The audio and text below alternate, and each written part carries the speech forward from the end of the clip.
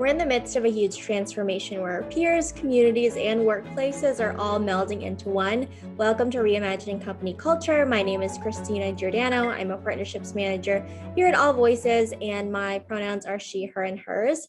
I'm very excited to welcome our guest today, Vanessa Paige. She is the Diversity, Equity, and Inclusion and Belonging Manager at Hungry Harvest. Vanessa, how are you doing today? I'm doing well. Thank you so much for having me.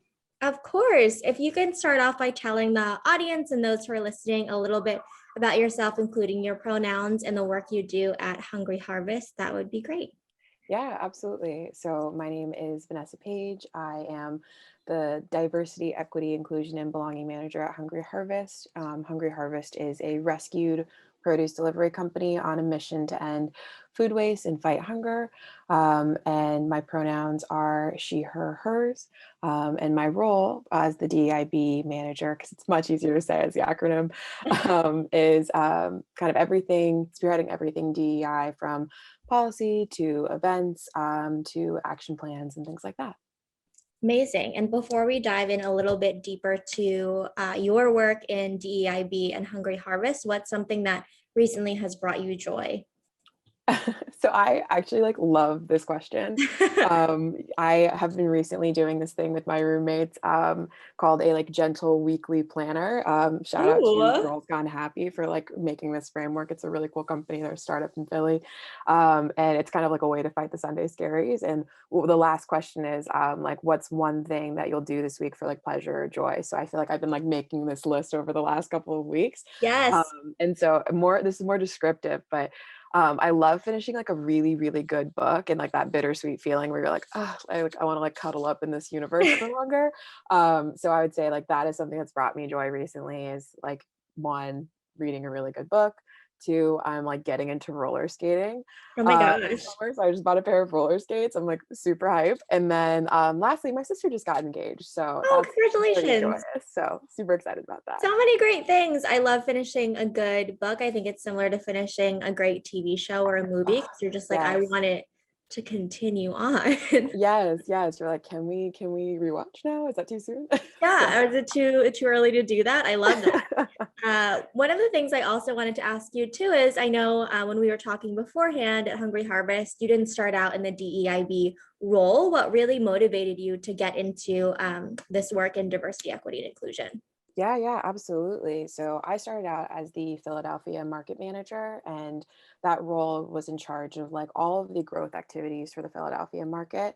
And I realized, so for me, I think DEI is partially my lived experience. I'm a mixed race Black woman.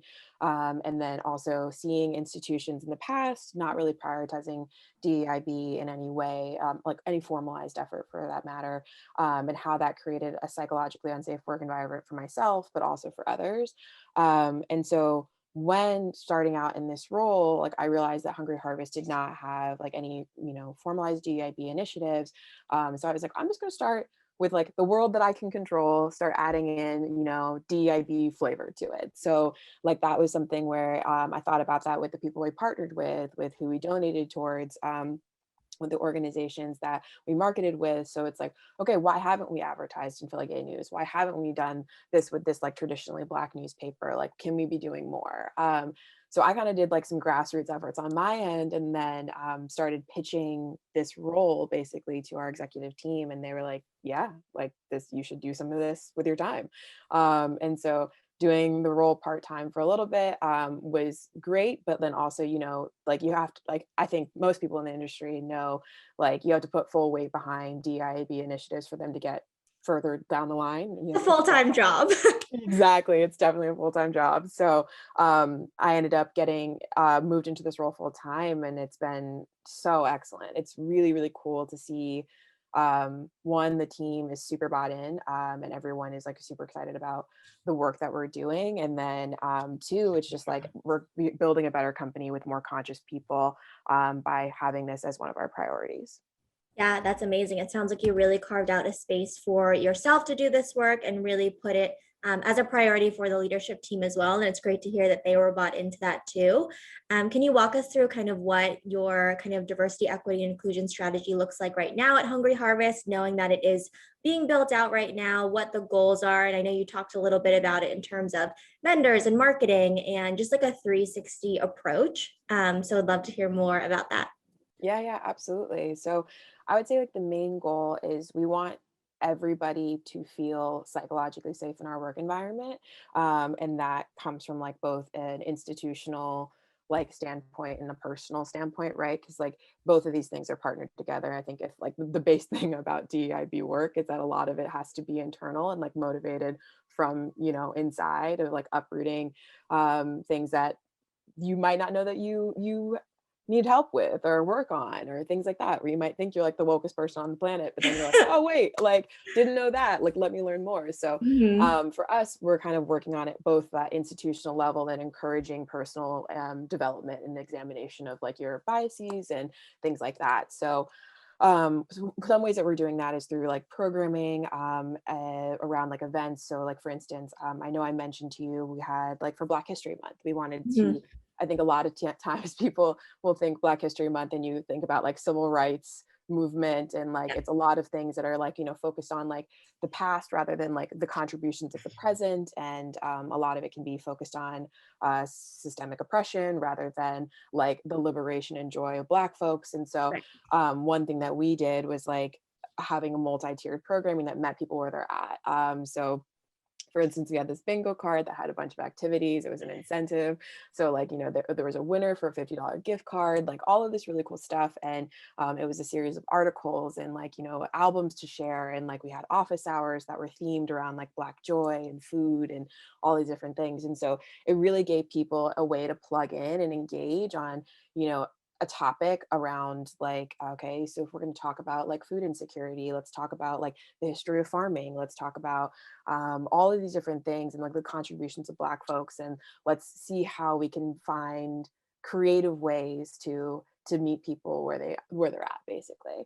And then on the kind of policy side, all of our department heads, so Hungry Harvest being a produce company, we have both a supply chain side and then like a growth side.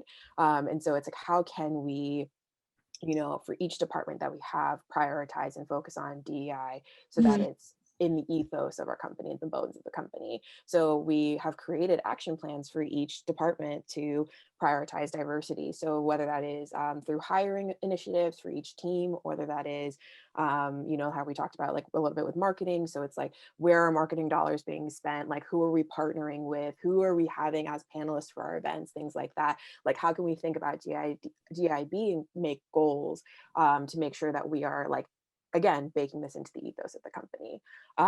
And that also goes into like the farms that we partner with and the people we have on our add-on market and things like that. Yeah, absolutely. And belonging, as you said, is something that is really important for employees internally, and then in terms of a holistic approach as well, thinking about it outside the realms of, okay, each department has decisions to make. How can they really be thoughtful and intentional in making those decisions too? And you have these action plans and you have programs and policies. And a lot of folks kind of ask how you really measure the tangible change, or just like the quote unquote ROI of all of these programs. In your kind of mind, how do you measure the progress made after you are putting into place all of these actions? Yeah, absolutely. So I think benchmarking is a great place to start. So it's like, make a belonging score, whatever that might look like. And that could be Mhm. just a question that's like how we started is basically like, okay, like you came to this event. Like, did you feel a greater sense of community and belonging afterwards? And so it's like, whatever that scale is, 1 through 5, seeing where people land, and then saying, okay, like this is our base mark or our baseline, like how can we improve this number? And it's steadily increased through every event that we've held. And that's something that's like, it's not a perfect solution, right? But it's like one thing that like helps us track like how people are feeling after the programming we've created, and also gives people the chance to give feedback of like, did this speak to you? Did you enjoy this? Like, what could change? How can we be better? And so we can incorporate that feedback in future programming, which has been essential. Like getting feedback helps to get and making change helps to get buy-in. So we've gotten a lot of really, really positive, fun feedback that's been so helpful and has only improved our programs. So that's one thing that we're doing, and one thing that I highly recommend for other people to do as well. Obviously, there are like harder metrics around like hiring and like building out the pipeline and all of those things. But I would find that like you can also find DEIB in like the most random of places. So one way that we're doing this, because I don't want to like, talk your ear off about all of our department's efforts, but our marketplace team. So we have like a grocery team basically. So although our boxes are mainly produce, you can go onto our add-on market and buy different items like bread, cheese, eggs, things like that are Mhm. all rescued as well. And so working with our grocery team, who are like incredible people, they have found ways to track and recruit new brands in the CPG space, or the consumer packaged goods space, which is predominantly white. And they're finding like women-led, BIPOC-led, LGBTQ plus led Yes. businesses and featuring them on our add-on market. And so we have hard goals around how many of these businesses that we want to get onboarded and onto our add-on market. And ideally, we're able to kind of like over-index because the industry is so white, so that the concentration of what you're seeing on our add-on market are like BIPOC businesses. And even in the description of each of the things, it will say like, okay, this is a woman and South Asian led brand. You Mhm. learn more about this business and you can click and find their website. So it's like a way to not only introduce people to new brands that they might not know about, but it's also a way to highlight like BIPOC folks, LGBTQ plus folks, women, and these businesses. And so we also have revenue goals around like how much revenue we're trying to drive to these companies as well. So like that's an example of like DEI, but in a creative way. Absolutely. And I think it's important to note that for Hungry Harvest's mission is to reduce food waste and hunger in the US, and that's naturally related to diversity, equity, and inclusion in the broader scale outside of a company or organization, and really the community as well. Can you talk a little bit more about how you see Hungry Harvest's mission and like DEIB really interconnected and related there? Yeah, absolutely. So I would say like there's a direct link from like systems of oppression and hunger and environmental injustice. And our company, when it was founded, was like founded on the premise that like nutritious food needs to be more accessible, and it is a right, not a privilege.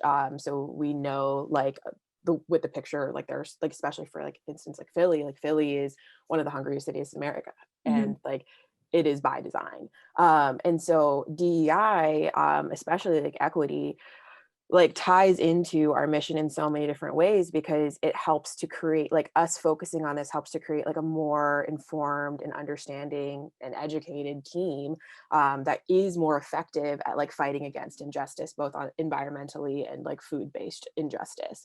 And we can be more effective at fighting those systems of oppression if we are aware of them, if we're actively working to dismantle those things within ourselves, and then promoting education around that. So I think it encourages all of us to like think critically about like the causes and consequences of inequality. It helps us to like, break down the systems that sustain it. And ideally, like our efforts with our educated staff and all of these things help to like move the needle a little bit more, or uplift even more people who are moving the needle in their communities. Yeah, absolutely. I think that's a really vital point to mention as well, that a lot of this work that we're doing, you can have as many programs and policies internally as you want, but there's a lot of internal, like individual work that needs to happen in order Mhm. to kind of dismantle these systems and think really critically, as you said, about it, and kind of the change that you want to make in the community as well, which is really important too. And I also wanted to kind of go back to a point you made earlier about hiring and the importance of just talent in general too. In your opinion, has the pandemic really influenced the opportunities available at Hungry Harvest, and how you're thinking about making roles maybe a little bit more accessible from a strategy perspective? Yeah, absolutely. And I would say this is like a general thing where like the pandemic has changed so much about how we think about work and like as a society. And that's anything from like, when you should take time off, because especially in the pandemic, people weren't traveling. So less people were taking vacation time. And understanding that you're like, okay, we need to encourage employees to take time off. We need to encourage employees to take mental health days, like things like that. So we've changed like some of our policies, but I think Hungry Harvest originally had a pretty flexible work environment. Mhm. So if like you had an appointment, you could go and take time off and go to your appointment, make up flex hours, things like that. But now we are just like really, really, really promoting a flexible workplace. So that we have like unlimited time off now. We have baked in mental health days. We have like tech benefits if you're working from home, things like that. And we are still very much a startup. Like we got venture funding this past year. So like it's changed. We weren't offering certain things, and now we're absolutely able to do that, and then trying as best as we can to do that as quickly as possible. So I would say it's definitely like you can work from home. We don't have an office anymore, and that's something that like we're hoping to change in the future, where like we have a little bit of a hybrid. You know, you can work from home a couple of days, come into the office a couple of days, but that's not necessary. And we understand that like our team can still bond in a virtual environment, and that again, like the flexibility of our workplace is something that's essential for employees moving forward. Like you should be able, if daycare is canceled because of snow, or if if you have to like, teach your kids at home, like you want to be able to take the time off to do that, and not be penalized in your just job, you know. Yeah, absolutely. 100%. How do you see that culture of inclusivity and really belonging manifesting in the new future of work, whether it's virtual or in person or a combination of both? Yeah, absolutely. I think one thing that has been really, really helpful is doing a lot of virtual events that like some of them are educational, some of them are just like hanging out with coworkers, Yeah. just to make sure that we're building that inclusion from the jump on like a virtual plane. Hungry Harvest was already semi-remote when we started. So because we have different market managers in different markets, and like even just for when I was a market manager, we would do like happy hours or brain Mhm. trusts where we got to like share ideas and eat lunch together, things like that. So those were things were already on my mind when I started our programming. But you know, since we are like a supply chain company as well, so like we have the team that works in the warehouse, like that's one thing that we're really working on is how can this programming reach both people who work in person and the people who would be in remote markets. And for us, like we have been really, really honing in on like what makes a good virtual event, which I think a lot of people have been doing. Yeah. And one example of that is we have virtual co-working days, which started out as like everybody's on like a Zoom call, like whenever you can be throughout the Yeah. day, and which can lead to Zoom fatigue, obviously. And so we're like, let's edit that down a little bit. Let's make it a little different. And so now we have like specific programming. So like tomorrow we have one for Earth Day, which makes sense for our company as well. But we have like a 30-minute coffee chat and like to start off the day. One of our coworkers, she is like a yoga and meditation. She's yoga and meditation on the side and like teaches both of things, which is so wonderful. And so she's doing like a grounding chair meditation or yoga and then a meditation later in the day. And then we're having like a lunch break and a virtual happy hour and a fireside chat with like a woman-owned farmer. And so like just all of these different things that we can do to like say like, okay, if you can come in for 30 minutes, like maybe you come and listen to lo-fi hip hop with Allison as we work through our morning, things like that. So just finding again creative ways to get people engaged and like to meet them where they're at. And we're working on building this out in person as well so that people can still feel connected in a hybrid environment, whether that is like, okay, we're going to do yoga and there's like a room for people to do yoga at the warehouse, that kind of thing.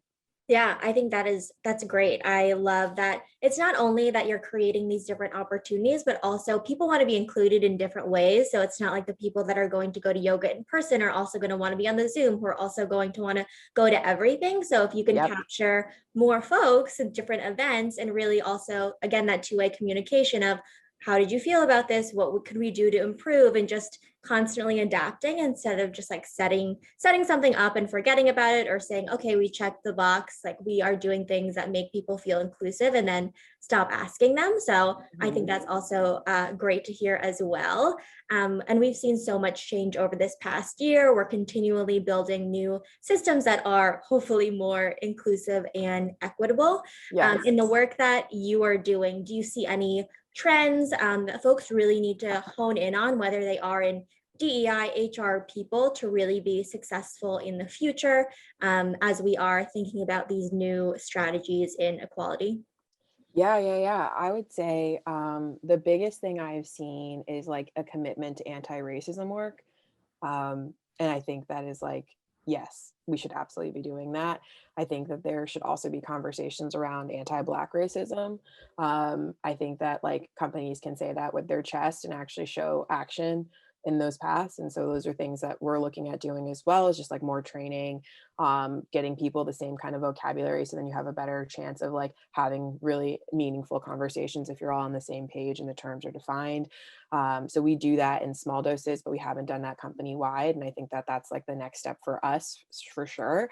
But I think other companies, that's a trend. It's like first committing to DEI, then committing to like the real work, which I know like work in quotes, right? It's like, what's the work? And the work is like having those conversations and having, like having that challenge of like, how can we do this in both a creative way, but in a way that inspires people to do the work? Like one thing that I always ask after any of our programming is, okay, like say we did a podcast club, which I love, by the way, highly recommend a podcast club to anybody listening.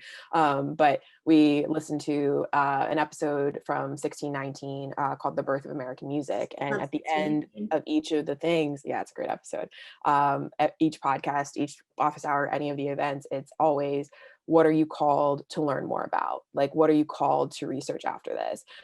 Because it gives that person the ability to say, like, I was really interested in this thing, this stuck out, let me go research it now. And again, going back to the idea of like doing the work, like the work is like going on Google, reading the articles, then processing the articles, then doing things to take action to make sure that you're like actually internalizing the thing and moving forward with it. So long story long, I do think that industry specific stuff would be around anti-racism work and continuing those efforts and saying it with your chest. Absolutely. I love the phrase saying it with your chest. And also, I know that a lot of companies are instituting diversity, equity, and inclusion trainings more broadly. But the point that you made about anti racism trainings, but also anti Black racism trainings, it's important to really be specific and have these conversations, even though they might be hard or uncomfortable in the workplace, because that's where the real change happens. And like you said, the internal work doesn't happen overnight as well. All of the steps that it takes to get there to really ingest the information, think about it, and then intentionally act on it is a choice, and it takes time to do that. I know you mentioned 1619, but are there any other resources that you really like in kind of this space that you would recommend others who are at really any point of the process of their journey about learning more and doing that work? Yeah, absolutely. So I actually built out a whole resource page for everything that I've ever Googled, basically, and everything I'm learning to for our staff so that we have a bunch of Oh, that's different things. amazing. Yeah. It's cool. We use Monday as our project management tool. So it's literally just Cool. like resource library, DEIB. So you can, it's like every article ever shared, all of these things. And so so this is actually like very specific to my workplace, but I think is super, super informational and helpful. But there's this organization, FSNE, and it is New England based, and they are doing a 21-day racial equity challenge, and it's Oh, free. cool. Okay. It happens every April, and we are doing that with our staff. And like, the reason I bring this up, and I think that it's beneficial for anybody that's listening, is that they break it down into like different prompts that you get every day with resources. And it has been so incredible because it's so thorough and it gives you all of the resources that I would like list in my, programming and all of the things. But like having this, so you like cover like anti-Black racism, you cover, white supremacy origins, you cover like the genocide of indigenous peoples and like ways to reclaim land and all of these different things that like might have a farming lens, but are like evergreen material. So highly recommend the Racial Equity Challenge. Again, free. We love free. I have been a part of a couple of Slack groups. So Lattice has a really, really good So they're an HR tech company, and they have a really great, robust Slack channel that has like DEIB is one of the many things that they cover. And I think that it's been a really incredible resource. Ladies Get Paid is another one. They Love have an ladies get paid. awesome, I know they're just in general, everything about Ladies Get Paid is like so hype, but they have a really good DEI channel as well there. So highly recommend some of those resources. And then evergreen, always go to Google. Like there are a million things on Google. If you, especially if you're like, I have a question, like someone else has probably Googled it in the last year of all years. So like go to Google. It is your best friend. Yeah, go to Google. I would argue go to Google before you ask one of your coworkers or Yep. ask someone to teach you that. I think that's really important also. And I appreciate the curriculum you outlined as well, because not only is it free, but it like makes it very easy for you to just go and see this resource on this specific topic, because it can be super overwhelming to go into all of the different deep dives that you can go into, but that's like a very structured process of really making it intentional and carving out that space in your day, putting it on your calendar too. Yeah, absolutely. And I think another thing too that is really cool about that resource, and actually is like similar how our resource library is built, is that it's not just articles, it's like articles and videos and Yeah. podcasts. And so, and that's again how I'm approaching programming too, is just like, if you are someone who can't read like a 15-minute article, which totally understand because like I don't have an attention span that Mhm. long most of the time. So it's like, cool, but I could watch a 15-minute video because I'm a visual learner, or I could listen to a podcast because I'm an audio learner, like things like that. So that you have, again, like you create that accessibility of like how people can get the information. And so I think what FS&E does that's really cool is they have like multiple tiers of how to digest this information. It's great. Yeah, I think that is great. For those listening, if they are thinking, oh, I want to join your team at Hungry Harvest, what advice would you give to them? Yes, I would say ask us about our DIB initiatives in your interview Yes. process. Like that is a big thing for me. Like how many companies had like either like posted something about BLM in the last year, and then you're like, so how's that effort going? And they're like crickets, like just Crickets. yeah, No. so it's just like Yeah. ask us about it. And like although we're doing a lot to like be accountable on our own, and we're like looking to make all of our information public, and like these are things that we're working towards, like it's great when candidates like one care about these things and like ask us about them, because it's like, ooh, like we have to give you this information because you're asking for it, and we want everybody to like, again, we don't want it to be lip service, we want everyone to like know what we're doing and know that we are, again, going back to that phrase, like saying it with our chest and like really like making these initiatives real. And like, yeah, I just want us to be really vocal about it. So like ask us all of the questions, I think hold our that's feet to the great. fire. I think it's Yeah. important because you're right. There are so many BLM statements out there. There are so many statements around what diversity, equity, and inclusion really means to a team, whether it's on their website, on social media, from the CEO or leaders of the company. And when Hmm. I was in the interview process too, that's something that I asked as well, of just like, okay, what is the teeth behind this? Where are you now after 3 months, 6 months, a year from now? Because it is super important there as well. Yeah, absolutely. Absolutely. And we have like our commitment to diversity on our job descriptions and stuff as well. So that's like another thing too, where like ask us about it, because, we want to be able to tell you real information so that you know the team that you're joining. Yeah, absolutely. One of the questions that I kind of asked during the interview process, and I know a lot of folks kind of do research on too, is employee resource groups. What Hmm. role do you feel that kind of DEI strategy, employee resource groups play together? And if what are they not? What are your thoughts there? Yeah, I love employee resource groups. Since we were such a small company, we actually haven't like built them out in the fullest way. But we currently have a DEIB and Be Well committee. Okay, And so that has been kind of like our first pancake. My roommate uses this phrase all the time, my and first it's pancake. the best phrase ever to use, because it's like, yeah, like it's not going to be perfect, but like it's still going to taste good. And Yeah. so what we're doing right now is we're kind of like trial and erroring format for like ERG so that we can make it scalable. Because I know that ERGs can be more than like, oh, we're going to do a women-led happy hour. Like that is great. We should absolutely be doing that, but we could also be doing more. And so that's kind of what the DEIB Be Well committee, Be Well is our for not talking about that, it's our internal wellness initiative. Right. So that's something that we have, like, people on the team that kind of like that are in the committee that kind of float between both DEIB programming and our Be Well programming. So for instance, like Lauren, my coworker who leads, meditation and yoga, like she has been like really, really instrumental in like helping with our DEIB programming. Natalia, who is our multimedia designer, has been excellent on the, the DEIB part of it, in regards to like our music office hours or our podcast choices, things like that. So it's really getting people kind of interested in a specific part of the pizza and then like really kind of committing to that. And so that's been really nice. And I think will be helpful for spearheading the other ERGs that we have down the road. We have Slack groups for a bunch of things. Oh, nice. Funny story is that so when Hungry Harvest started, we didn't have any parents on the team. So the Mhm. first like parents channel was pet parents. So our and we of course we use Slack, and so now the actual like parents channel is called Human Parents at Hungry Harvest, Oh my which is God. always just hilarious to say. So so Human Parents will probably turn into our parent ERG that has like more structured events and like advocates for policy, things like that. Women at Hungry Harvest is another example. So they're coming in the next couple of months. I think that's great. And there's already kind of a group that is raising their hand to say, this is something that is important to me. I want to work on this as well. And I love employee resource groups. I think that's a huge opportunity to connect with people. And also, there's an intersectionality piece to it as well, of just working together to better the company too. So I love to hear that. Yeah, absolutely. Me too. Love to see it grow.